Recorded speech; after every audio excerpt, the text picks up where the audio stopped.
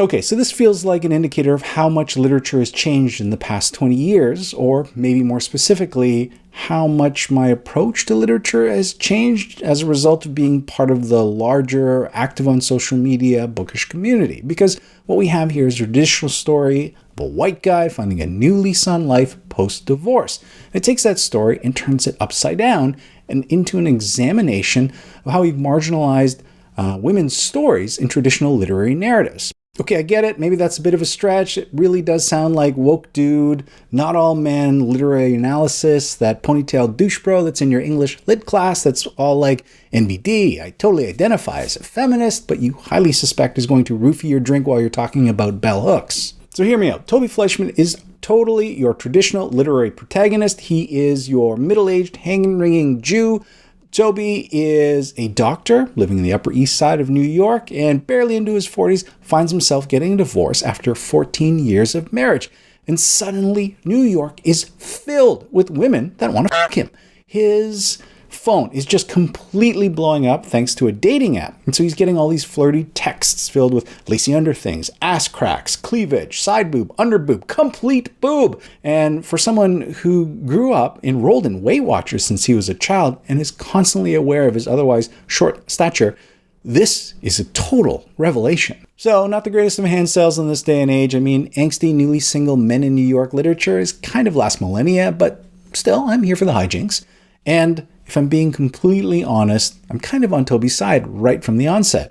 I mean, it's clear he's been hard done by. His wife is a careerist shrew that doesn't give a damn about Toby or the two kids, and collectively sees them as an inconvenient speed bump on her otherwise meteoric career ascension. And Toby Fleishman is in trouble, and this book is going to talk about how he navigates that divorce. Speaking of divorce, I'm well past the age where my friends are getting divorced. Most of the friends that I know that have gone through that are well into their second relationship post-divorce. But for the few that I know that are going through a divorce, you generally only get to hear one side of the story.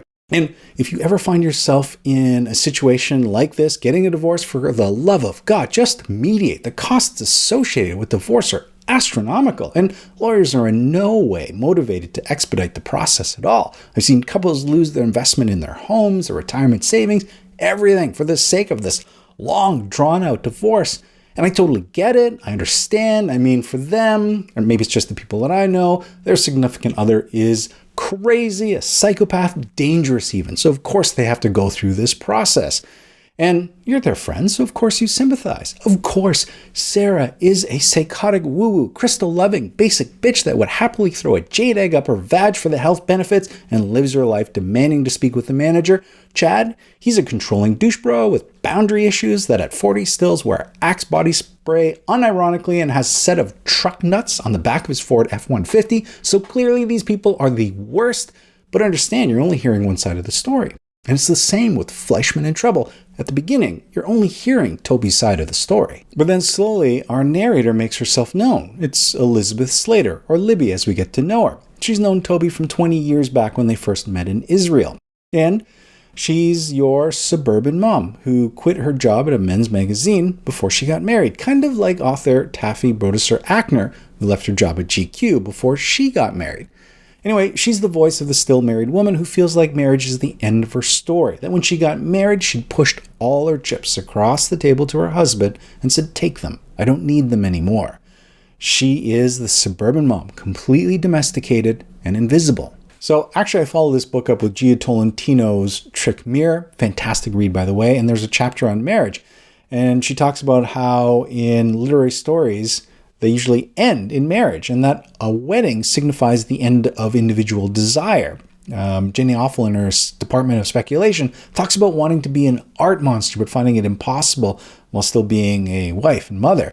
And Simone de Beauvoir is quoted saying that husbands are still citizens and producers and then a husband, but a wife is exclusively a wife. Libby wants to tell a different story, but what she knows for sure is that for anyone to care about a woman's story, you have to tell it through a man. You have to Trojan horse that story through a man for anyone to give a shit. And so it becomes clear as you're reading that Toby is the wife. Even the divorce lawyer tells him that he's the wife. I mean, when one of the kids are sick at school, he's the parent that gets called. He's the one that makes dinner, makes arrangements for the dentist, or takes the kids to music lessons, or brings them off to camp. And I get it.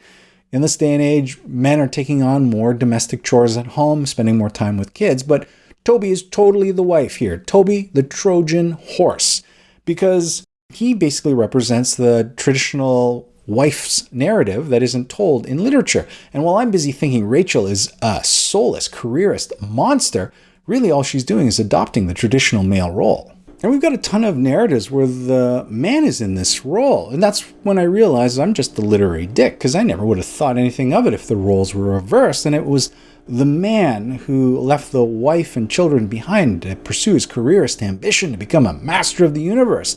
This hero's journey to strive for the brass ring, overreaching ambition in place of everything else. And maybe ultimately hubris brings about a fall, or his ambition is thwarted, he's left with nothing, or maybe it's realized that he's a womanizing cat all along. But regardless, it's always been his story. And that's even if the woman or wife lives. You could just as easily have fridged her. Her and the kids caught in some tragic crossfire and died, and so only remembered in hazy sepia-tinted montages under sunny skies. And that's when I realized that Toby's the Trojan Horse, that he represents the left behind, the collateral damage in the traditional male narrative. But Akner is playing 3D chess here, and just when I think I've got my bearings, she throws another fastball at me. And I get it, marriage is really raked over the coals in this story, but the alternative isn't shown in any better light. Libby and Toby are joined by Seth, who complete the trio from Israel of 20 years back. Seth is a finance bro, and he represents those middle-aged guys that we know that never got married. And he's still partying hard, playing the field. It seems like he's got a different woman on his arm every month. But even Seth is shown as lonely and incomplete. Fleishman in Trouble is totally a book club read. There's lots to pick apart in this story, and there's lots to debate at the end on whose side, if any, that you're on. And I know it's a bit of a tough hand sell. Toby Fleishman is a New York Upper East Side doctor who's portrayed as a slacker not earning up to his potential. I mean, if Toby Fleishman takes a dump at work, the thing he flushes down the toilet basically made more than I did all day. And I'm not one of those people that are surrounded by big city moms wearing athletic tank tops that say spiritual gangster, or your workout is my warm-up, or any yoga I do is hot yoga. In this case, I am totally the suburban Libby, but still lots to love in this read, and I totally recommend you check it out. Anyway, that is it for me this week. I hope you all have a great week of reading, and we'll talk to you soon.